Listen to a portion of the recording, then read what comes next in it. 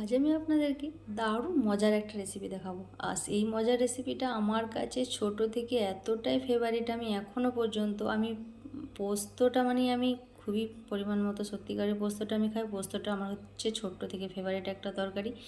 তো পোস্তর তরকারি না থাকলে আমার মনে হবে আমার তরকারি বাড়িতে নেই।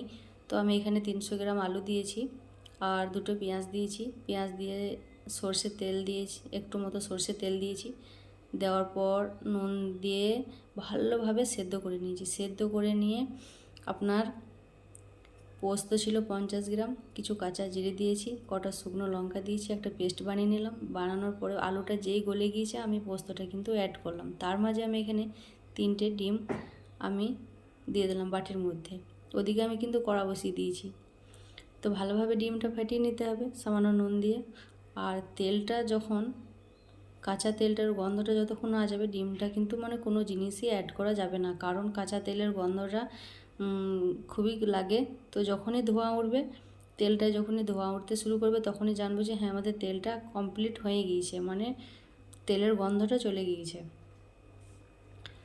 তো আমি তেলের গন্ধটা যেই চলে গিয়েছে, যেই ধোঁয়া উঠতে শুরু করে দিয়েছে, আমি কিন্তু ডিমটা এখানে অ্যাড করে দিলাম। আর ডিমটা অ্যাড করে আমি দেখুন কত সুন্দর গোল করার চেষ্টা করছি ডিমটা, যে কত সুন্দর গোল করে আমি এটা ডিমের যে রুটিটা তৈরি করব, অমলেটটা, সেটা আমি অনেক গোল করার চেষ্টা করলাম, কিন্তু হলো কি দেখুন আমার কাছ থেকে গোলটা হলো না, কেটে গেল। তো যাক, প্রবলেম নেই, কাটুক, আমাকে এমনিতেই এটা কেটেই দিতে হবে।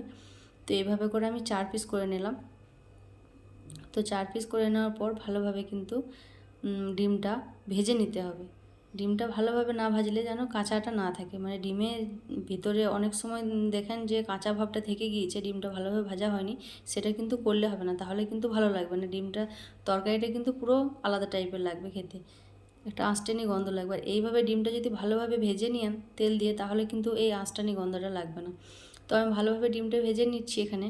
আর ওদিকে কিন্তু আমি পোস্তটা বসিয়ে দিয়েছি ভালোভাবে ফুটতে, মোটামুটি 3-4 মিনিটের মতো ফুটবে পোস্তটা। তো আমি ওখানে পোস্তটা ভালোভাবে ফুটতে দিলাম। এই যে দেখুন পোস্তটা আমি ভালোভাবে গ্যাসে বসিয়ে দিয়েছি, তখন ইন্ডাকশানে ছিল, আমি এখন গ্যাসে বসিয়ে দিয়েছি।